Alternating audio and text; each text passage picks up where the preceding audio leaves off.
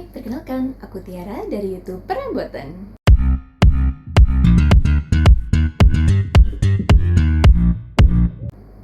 Hari ini aku mau ajak teman-teman review sebuah perabotan rumahku sendiri yang bisa membantu kita untuk menetralisir kepanasan yang kita rasakan di tubuh kita. Apalagi kalau bukan air cooler. Jadi nggak usah berlama-lama, let's get started!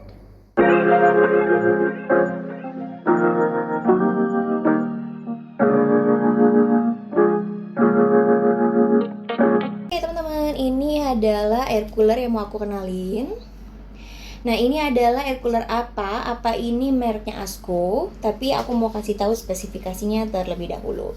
Jadi, apa ini air cooler punya lebar di 34, kemudian panjang ke belakangnya itu di 31 cm dan tingginya itu 76 cm kurang lebih. Ya, dia ini memiliki tampungan air karena dia bersifat air cooler tadi mendinginkan. Jadi dia ada tampungan air di sini. Itu dia sampai 10 liter dan dia cukup memakan listrik sampai 100 watt aja. Oke, di dalam boxnya ini selain dari air coolernya apalagi ya, ada yang pertama pastinya ada remote dari apa itu sendiri. Kemudian ada kartu asuransi.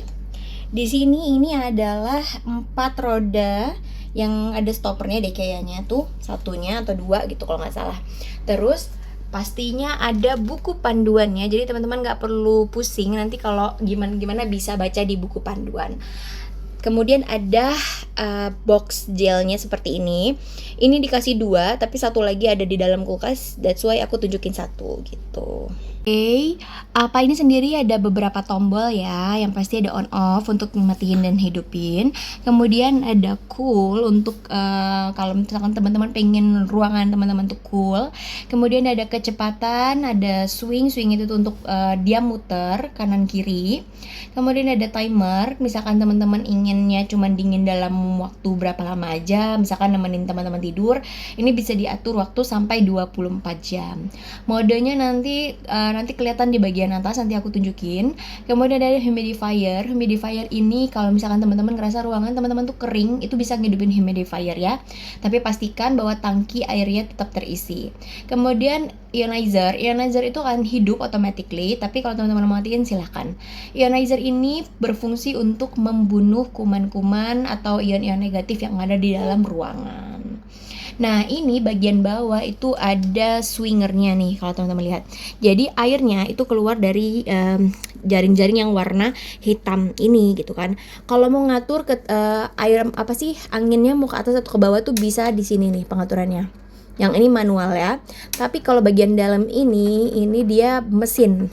Maaf. Kalau yang ini mesin. Nah, mesin ini itu pengaturannya pakai swing yang ada di sini gitu. Oke, jadi ini adalah sistemnya. Kalau mau dihidupin on off pasti. Kemudian ini dalam mode swing. Nah, yang ini adalah indikator suhu. Jadi suhu ruangan kita saat ini adalah 25 untuk beralih ke 26. Ya, kemudian di sini speednya kita bisa atur di 1, 2 sampai 3. Ya. Kemudian kalau mau cool silahkan pencet aja coolnya. Cuman kan aku nggak ada air dan tidak ada box coolernya, jadi better enggak, karena nanti dia akan bersuara bip bip dan dia akan stay di situ mengedip-ngedip gitu kan. Aku nggak mau itu. Kemudian ini timer yang seperti aku bilang, kalau misalkan teman-teman takutnya ketiduran dan kedinginan, mau set 3 jam aja, ini bisa dipencet sampai angka 3 gitu ya. Ini 24 jam. Kemudian ini modenya. Nah, ini modenya normal ya teman-teman ya, cenderung normal. Tapi biasanya aku pakai yang sleep karena aku ngerasa dia bisa ngatur gitu loh suhunya, mau dingin atau enggak, mau sejuk atau gimana.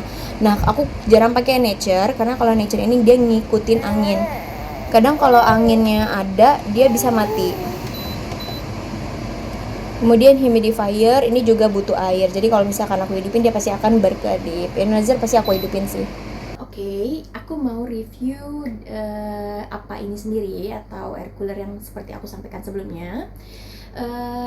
Kelebihan dan kekurangannya. Oke, kita langsung ke kelebihannya. Kelebihan dari air cooler ini sendiri yang pasti yang pertama itu adalah menyejukkan ketika kita rasa bahwa mungkin kayak aku AC-nya nggak terlalu dingin, ini ada air cooler akhirnya membantu menyalurkan dinginnya ke seluruh ruangan gitu kan. Terus juga dia ini compact, ada humidifier yang nggak mau pakai humidifier sendiri, dia punya tambahan humidifier. Terus dia juga bisa tambah cooler lagi ketika kita merasa bahwa ruangan kita sudah terlalu sesak dan penuh, walaupun AC sudah dihidupkan, ini bisa jadi coolernya juga, dan dia bisa membunuh ion-ion negatif seperti klaim mereka gitu kan. Terus juga dia compact, dia tidak terlalu tinggi dan juga tidak terlalu rendah, dia juga tidak terlalu ramping, jadi aman untuk anak-anak yang kayak anak aku. Ini kan baru masih 6 bulan ya, mungkin kalau sekitar 9-12 bulan dia kan akan belajar jalan. Kalau terlalu ramping, ditakutkan nanti air cooler kita itu akan mudah didorong sama dia jadi cepat rusak. Nah kalau yang ini dia lebih tahan, lebih seimbang gitu kan. Jadi tidak mudah jatuh dan juga lebih apa ya, kalau karena ada roda-roda juga jadi lebih mudah dan praktis untuk dibawa kemana-mana juga atau didorong-dorong gitu. Kekurangannya apa untuk air coolerku sendiri? Oke. Air cooler ini kekurangannya menurutku yang jadi catatan penting itu satu ya, yaitu adalah bisingnya. Mungkin kalau teman-teman dengarnya dari video ini nggak terlalu berisik, tapi untuk kita yang di sini sesuai deskripsi dia tingkat kebisingannya itu sampai 68 desibel.